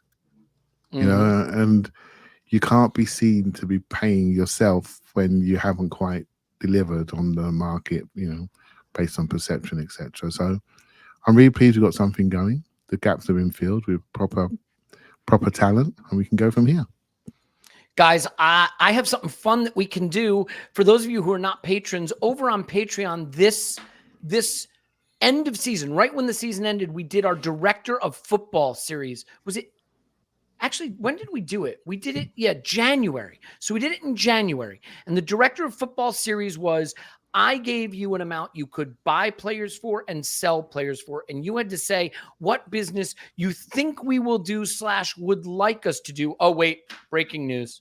Damn it, I was going to do something fun. Breaking news. It's not on, where is it? Is it just, hang on. Sterling to Arsenal is done. Is that per Team News and Ticks? Yep. Okay. So yeah, we did the we did the Director of Football thing in January. I'm going to pop this up on the screen because this is kind of fun, because this gives you a sense of what we were thinking, and we can kind of compare it against what's been done. And I think that might put some things in perspective. So Scott, here was the thing. You had to raise 100 million and spend 200 million. That was the project. You sold Eddie for 25, which we actually did. You sold Smith Rowe for 20. We got more than that. You moved Sambi, you moved Tierney, you moved Tavares, you moved Partey, you moved Vieira, you moved Nelson. We may wound up moving all of those guys minus Tierney and Partey. You brought in Nico, Eze, Solanke, and Onana or Zubamendi. I would say we didn't quite go that distance. Solanke, everyone's going to hate on you in the comments because of where he has gone. So what's your take on this versus what we did? I think the only thing I would change here is I probably would have rather gone for a defender here overall. But I mean, I still like the players overall, like the choices that I made to being able to do it. So I don't feel like it was bad. I think if you did spring this on me literally like half an hour before we recorded it. So I didn't get to do my wonderful research beforehand. So that was the point. Yeah. You fell for my cunning plan. I don't have the Edu's 180 page dossier on each of the players in front of me. So, but overall, I mean, I still think that, I would have targeted the right spots. I think Nico Williams, I think it still looks good. Like he's a guy that I think everybody would have loved to have had. I think the option, the 45 million pound was the release clause, and I think that was something that everybody would have gladly have taken. He just wouldn't move. Yeah, he just didn't want to move, and so like that was not a problem. As I think 40 would have been a steal. I think I got I wound you down to be able to get that one in, to be able to get it. But overall, I would have loved I would have liked even Solanke, even if he's at Tottenham now. Yeah, and these numbers look all right. I mean, the Vieira one's alone. Here's what Phil did with that money, by the way. Phil not here to defend himself, but got rid of Tavares, Sambi, Nelson, Tierney, Partey, Kivior, Eddie, Vieira. We did similar. Partey stayed, obviously. Nelson potentially going. Eddie, we thought was gone. Kivior, we wouldn't let him go. He brought in Gyökeres, Neto. Oh, we got Neto for a fraction of this, you guys. Yeah. He has Neto for 55 million. What did we have to pay for Neto? Not Norbert, though. Yeah. It's not Norbert. Oh, yeah, good point. Okay, fine.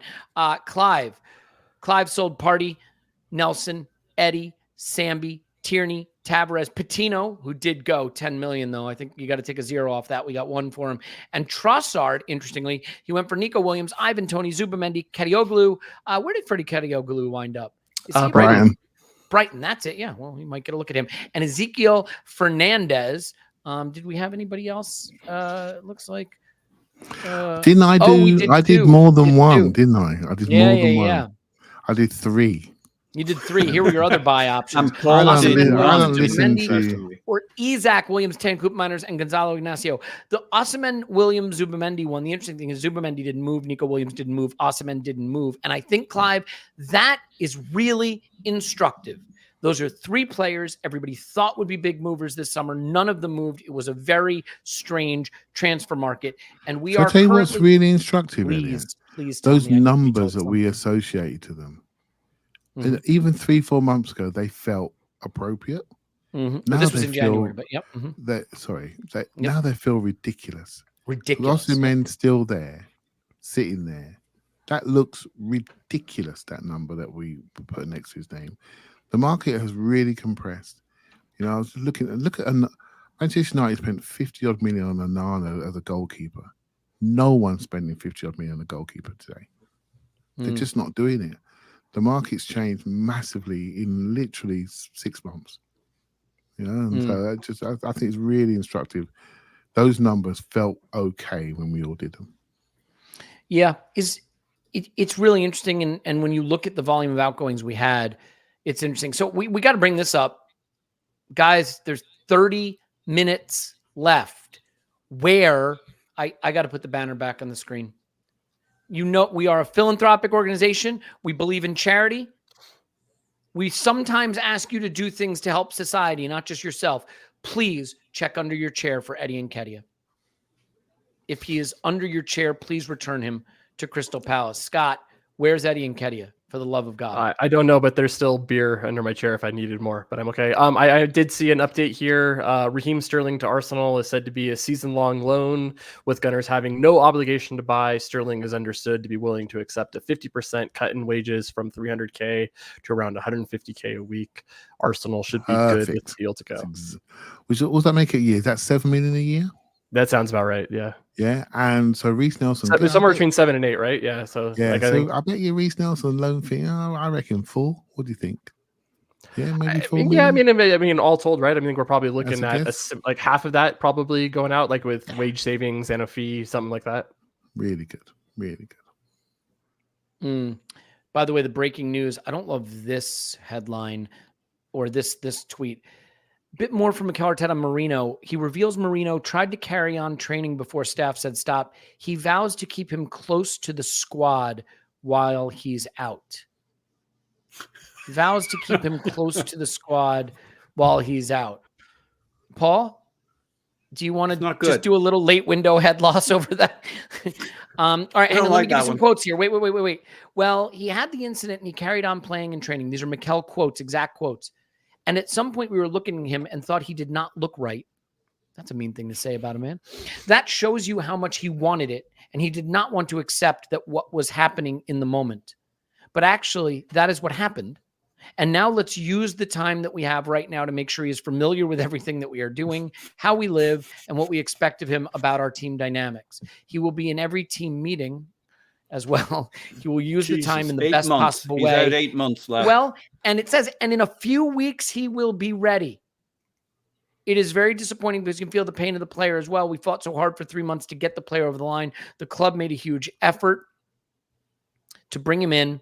And on day one, for that to happen, it's a huge blow. Feels a little Timber-esque. But how do you reconcile this with the in a few weeks, he will be ready? What do you make of that? Do you think Mikel just wants this guy out of Spain and that he's fine? Look, what I hope it's saying is this guy was a big part of our plans. We're a big part of his plans. He's absolutely gutted. He was ready to go. Or he's saying, look, this man's soul has almost departed his body. We're trying to keep an open line of communication with his soul, because it sounds terrible. On the other hand, maybe what it's really saying is this guy was ready to go. I pretty much had him in the starting lineup. He psychologically is in our starting lineup and ready to go. He ran into a couple of Premier League players and broke a bone. But don't panic. Look, bones fuse stronger when they repair. So this guy's going to be even stronger in a few weeks' time. Do you have your lab coat you can put on for that? I tell you what, I wish Timber had a shoulder injury this time last year. Yeah, instead of an ACL. Yeah. Oh my God, yes. You take anything apart. You say that until they announce the amputation. But well, Clive, it's down to the wire now. We are in the final moments here, and we don't have anything yet. Do you Some of think these comments are great. Merino starts at City. I love do you it. think it's happening? What's happening? The latest update is there is hope that Raheem Sterling's transfer to Arsenal will be completed in time. And so can I ask you this? If it doesn't get done, if we can't get it over the line, are you prepared to go all in on head loss and get the pitchforks and the torches? Wait, how long have you known me? How many times have you seen I know me you've go? got a pitchfork or a torch in there somewhere you can take down to the Emirates. There are things that upset me, 12:30. but I normally calm myself down before I get into the public arenas. Fair. But no, you know what? I woke up this morning thinking we're not doing Sterling. I was at an event last night inside the club, and everyone was talking amongst themselves, journalists and things like that. And there was a feeling there was no attacker coming in. So for this to manifest means the numbers have to be right. That 150 was a pure guess for me. And I had it in my head, 150, mate. That's all you're getting. No loan fee. 150, we can take that off the top of your wage bill. That's what you're getting. And we've been in that situation with Aubameyang, haven't we? We had no leverage. We told everybody he wasn't for us. We had no leverage to demand anything. We had to give him away and pay some of his wages before he went to Barcelona. So now we're getting it back. And Tim said something earlier. His enemies are our enemies. Mate, I love it. I love it. Considering the market. Go on, Paul. Can we give some credit to players? You know, the whole, it's all about the money. It's only about the money. It's only ever about the money diatribe. If this is true, it's one more player, and there have been plenty of them this summer. I'm not saying they're out there doing charity work all day long and they don't care about. Of course, they care about money. They care about a lot of things. But if this guy is going to play football on 150K when he could just sit at Chelsea and say, screw you, I got a long contract. He's got years left. He could be sitting there for 300 and something K, and he doesn't want to. This guy is giving up money. A strange concept for some. Players I don't think there's any reporting absolutely that care he's about giving money. up money, Paul. No, he's not giving up money. Chelsea are paying the rest of his money. We're paying half the money. Chelsea are paying the rest of his money. I think they owe him 70 million, I read today. I'm not sure if that adds up correctly. So he's owed 70 million on his contract over 3 years. And Arsenal half of that for 1 year. Let me pivot here. People think Chelsea try a only different about argument money. people like. These guys. Hey, guys, I did just put I bet it's not the poll. most. Yeah. Mm-hmm. What, do you want I to was just continue gonna to try this one, Paul? Because I think we're going to bet bail it's you out. costing on them this one. something. But Okay, look, we just put a poll in the chat on YouTube, and I want to, for those of you not watching there, because I know we've got quite a lot of people watching on other platforms. I want to get your thoughts on this. Over under goals and assists at Arsenal for Sterling this season. Scott, I'll start with you since you're the civilian. I set the over under goals and assists, Premier League goals and assists at 12.5. Over or under? I think I'm going to go under. I think it's going to be, I do think double digits, but I think it's going to be more like 10 or 11. I still think that he's going to be a rotation piece. I think he's going to get lots of sub minutes to be able to do it. I think he's going to get, plenty of Champions League minutes and everything overall. I think he's going to have absolutely an impact on this team, but I think it's going to be, solid double digits, 10, 11. All right. Paul, I'm reluctantly going to go back to you first. Sterling goals and assists in the league 12.5 total. in the Premier League. Yeah, and actually, I'll give you a little data just to help you out. Last season, he did 12 at Chelsea. 8 goals, 4 assists in 22 starts, 1,978 minutes. It was 18 for the whole season, I believe, for other competitions as well. Yeah. I'm just doing Premier League because it's just too. My brain. I think breaks when I just start trying to under. think about all It depends on how just under. much he gets played. Obviously, if he gets played a bit more than maybe we originally needed him for, because he's playing really good, I'd go just under, marginally under. Yeah. People saying why add the 0.5. You have to add the 0.5 to do over under, right? Because then otherwise you have, because like if I say over under 12 and you say, but what if I think it's going to be 12? Must be Then you Brits. can't. There must be Brits. Oh, Casinos don't like people who- to have what it is pushes. people They who like live to have wins and losses. It's people who live a healthy life and don't gamble. Don't know why Mm. you need the 0.5. That's what it is. Okay, so Ornbaum soon from your lips to God's ears, bricoleur. Okay, who do I need to get it from? Who hasn't given? Oh, Clive, you haven't given me Clive. the over under in 12.5. Yeah, I don't listen to your questions anyway, but I will go. 12.5 goals or well, then I got another one for you, but give me this one. Give me this one. What's the question? Over under 12.5 goals or assists in the Premier League. Oh, okay, Raheem sorry. Sterling. What's happening? Yeah, What's happening? and I look. To be honest, we should be looking at everything because everything matters. You know, we've just been given 8 Champions League fixtures, just dropped in our schedule, Mhm. and another League Cup fixture. So that's 9 fixtures that we didn't know 2 days ago that are in our calendars now. You know, and I do think it matters. And that's why we signed him. We haven't signed him for the league per se. We signed him for the whole course. But I say just over because at the moment, mate, you know how football goes. Obviously, I don't. Yeah, he could. He could force his way in, right? He could force his way in. You know, definitely.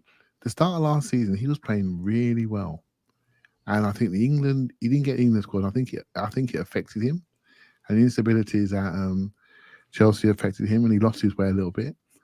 I'm hoping, being on the positive side, I'm hoping the relationships he can build at Arsenal will actually be really positive for us. And I've been a fan of him for years. I don't know why he went to Liverpool when he was young. He had to get out of London because there were some bad things happening in London where he was living. He had to get out of London, but that was a big miss by us to let him go to Liverpool in the first place because he was well known from the age of 14. Ended up making a career in the Northwest, and he's hurt us for many years. So I'm really pleased that we can get a chance to look at him for a year. And hopefully he joins the dressing room culture, as we all hope he will, and produces something a little bit better than what we've seen from some of our fringe players that we've now moved on. So, yeah. 2 things. So, firstly, we need to address this. Clive, we need to address.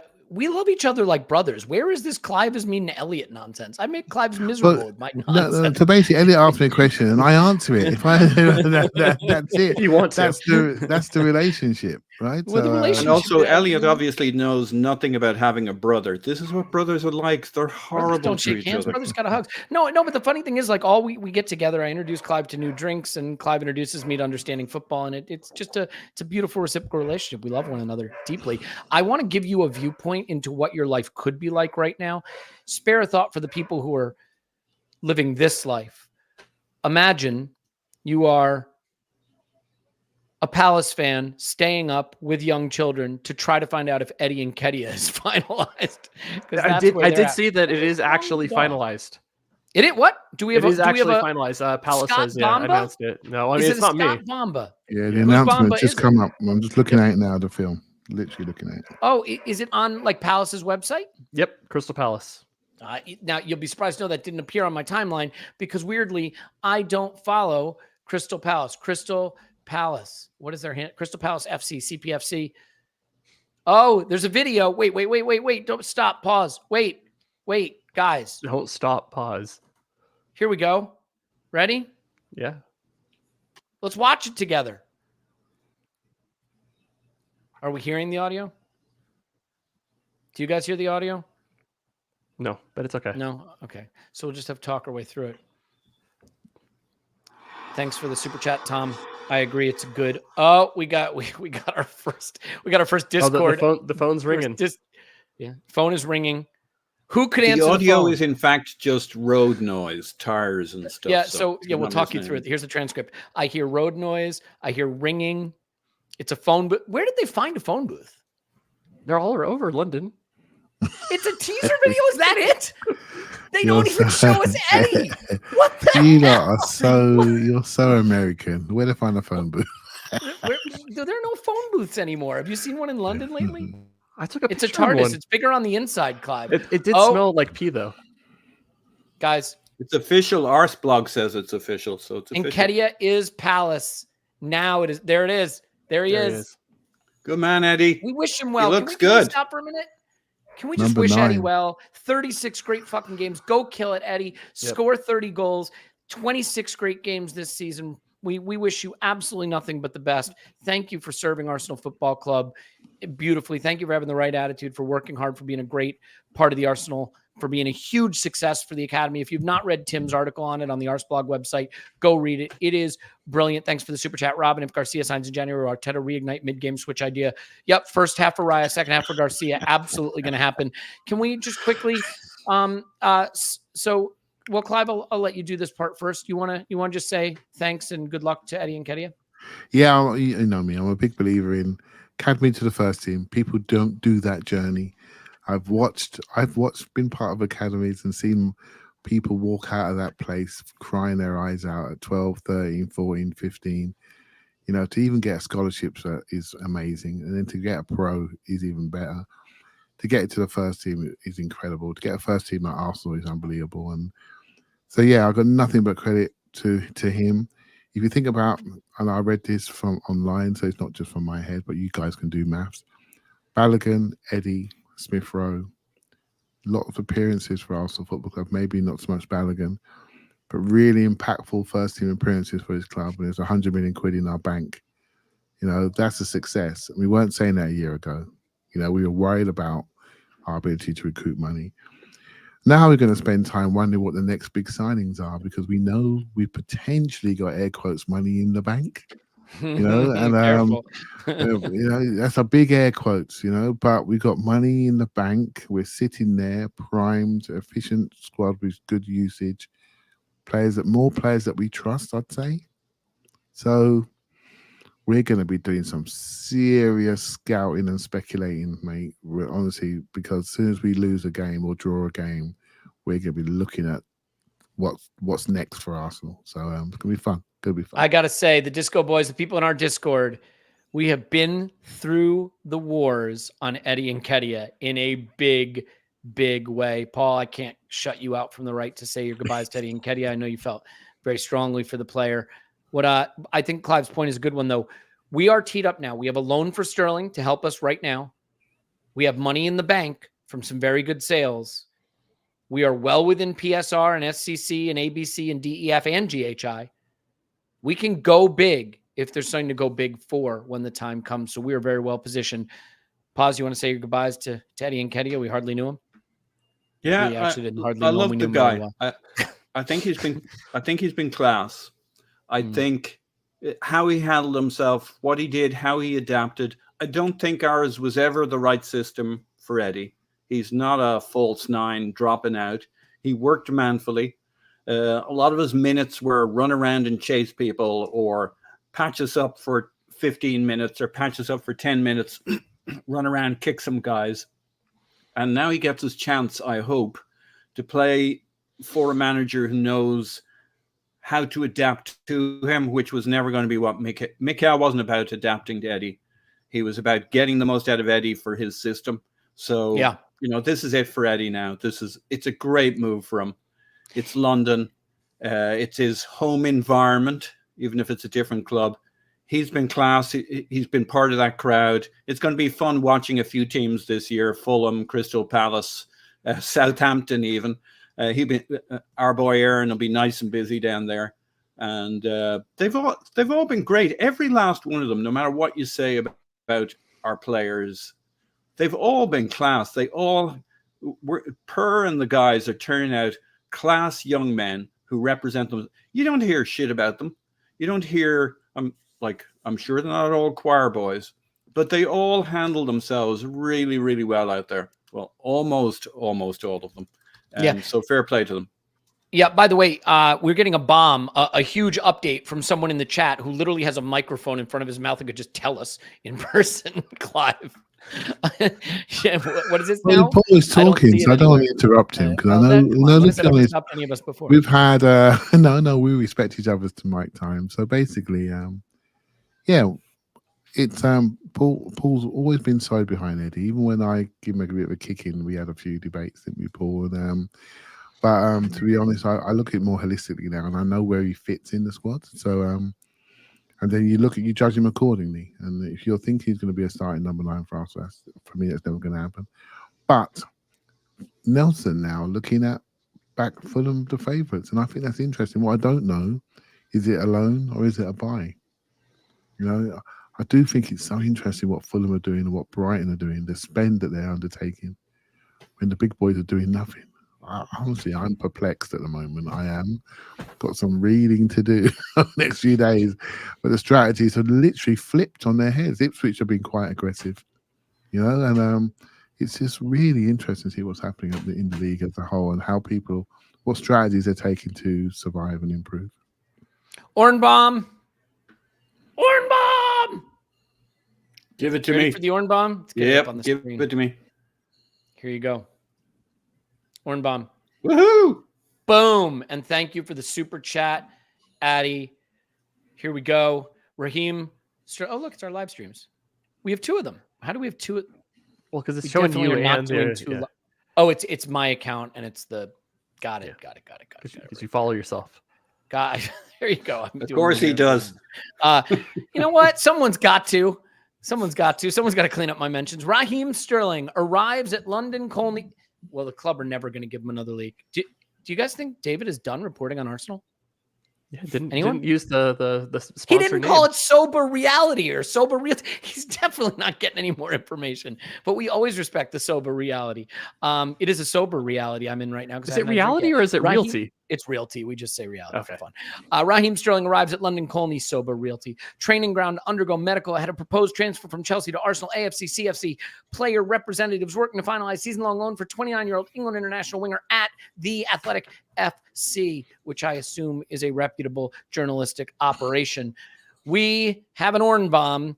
Clive, he's got 8 minutes. Can they get the needle in him and measure all the blood and check all the muscles in 8 minutes? They just need a deal sheet in by 11, and the rest of the final thing can be done up until 1-2 o'clock, I believe. Is that right? I am telling you, I Clive think is the not paperwork sold has out to be right done by now. midnight, right, to be registered for Saturday. No, midday, Scott. It was, Okay, mate. okay. So they can't play this weekend. So even Neto's not done in time to be on the bench the weekend. So Okay. we've got the young No lad from Robert. Ajax. I've forgotten his name actually. Young lad from Ajax going to be on the bench. So we have got a goalkeeper issue. So if I'm Raya, Setford. Setford. Thank you, Tommy Setford. Don't come for them crosses, mate. Just wave them on. We need you healthy. We need you healthy. So yeah. Well, any final updates for Nelson, do we think? Loan Yeah, or I mean- buy? What do people think? Do people know the chat? Do they know? Loan or buy? Is one of those easier to do than the other, right? Is it? I think a loan feels like maybe the paperwork is a little bit easier to get done, and like maybe people don't need to do too many of those things. So Yeah, I don't know. That'd be loans my are- only thought. Will be much simpler, yeah. Well, Yeah, maybe it's a loan with an obligation, maybe, Scott, maybe something like that. We don't know, but it'll no doubt come out in the next few minutes, right? somebody calm Mo down. Mo, Eddie's been announced by Crystal Palace, mate. You're fine. He's made the move. Mo, you're good. You're good. I am feeling horny. A little bit horny. So we got the Ornbaum. We're going the deal sheet route. It looks like the deal is getting done. There's no word on. I mean, I don't see loan with option. I see someone saying loan with option in the chat. Has anyone read loan with option? I haven't seen too much come across the Twitters here on Nelson. Okay, nothing on Nelson. Some of these chats are brilliant. Someone They said, really I are. miss Eddie. He just got Fair enough. All right, here's what I think we need to brilliant. do. I think since we got an Ornbaum, he's at London Colney. It looks like it's happening. You're ready to do it. My ice cube melted, so it's not. It's like, anybody want some water? Yeah, watered down. No. I'm going to Sweet. Tollington tomorrow, Elliot, where you are a legend in there. When I go in there and speak to you, Do you want to tell them why? Do you want to tell the people why? Well, the day of the Bournemouth game, this is something I'm not sure I'm the best person to remember to quote the story because I was actually semi-conscious myself. However, I was in the Tollington late at night after the Bournemouth game when Reece Nelson scored that amazing goal, and Elliot decided to buy everyone in the pub a Jaeger bomb. And so he bought 150 in a round, and I thought he wouldn't do it, and he did it. And then, after everyone was collapsing on the floor, he bought another 150. And I literally, the last thing I remember was just trays of Jaeger bombs going across the pub. That's all I could see. The next minute, I was in the bush on the way to Finchley Park Tube Station. So Yeah, I remember his wife telling the story, but telling it maybe a little bit differently about how happy she was. So I this is a true story, actually. Everybody's telling me I have to wait. All right, I got to wait till it actually hits 11. All right, we'll wait till it's 11. We can make 4 more minutes. So this is funny. So I tried to buy the second round of shots. My wife at home got the push notification at like some ungodly hour that there was like a $300 charge at Tollington Arms, which she didn't know what that was. Only a bit more than that, mate. It was well in my cups. It's in London prices. Yeah, and she was like, "Oh gosh, so someone obviously has stolen our credit card and is so she denied the charge and reported fraud." I'm at the Tollington trying to buy the second round of shots, and they said, "Your card's been declined, sir," and someone else had to pay for the round. Oh, did they? Yeah. Tom paid for that, and I had to said, Venmo all the money for it because I couldn't pay for the round of shots, which is amazing. To be fair, I was in such a good mood because it wasn't just following the Nelson winner against Bournemouth, which is one of the great moments to talk about a cuddle. I will remember forever my cuddle with Clive when that goal went in. But it was actually just days after I had returned from the Zatari refugee camp of seeing the work that the Arsenal Foundation does in Coaching for Life at Zatari. So I had this incredible experience going to the refugee camp, seeing the people who were helping with the fundraiser, and this incredible experience with the Bournemouth game. And I was just so connected to the community and decided to do something absolutely unadvisable, and then had the embarrassment. So that's just a little story in the director's box, and they had to kick us out because we were drinking, mate. We did. Is that frowned upon in the director's box? And I hope that everybody watching and everybody listening will come join us for drinks some point, somewhere, some event. So I hear there's deal sheets going in. Wait, we got a super chat with Eddie Gahn. Reese is the last player left who played under Wenger, soon to be an Veneer. That is an interesting one. That's an interesting one, RJV. Definitely something to consider there. So deal sheets going in, guys. It sounds like there's a deal sheet for Reece Nelson to Fulham. Is it possible? Guys, Fulham is... Oh, where's Clive? I mean, where's Paul? That's a great deal for him, actually. Isn't that a good deal for him? So you got Eddie staying in London. You got Emil staying in London, and you got Reece staying in London. From a logistic point of view for them, it's really good for them. It's really good. Playing is really important, but I got to stop you for a second, Clive. We don't want this kind of language in our chat. That you just take that to the sex sites or whatever it is. Did we get tickle? That's our goalkeeper target. My bad. Sorry, keep going. Honestly, let's not mess about. The goalkeeper thing is a problem. We lost Hine and we lost Ramsdale, and we brought in Neto and Stepford, but Stepford is like 18. So, are we light there? Are we light? So, yeah. Well, let's put it this way: if we get Tickle and if we get Neto, we got Tickle. They are both cup tied for the League Cup.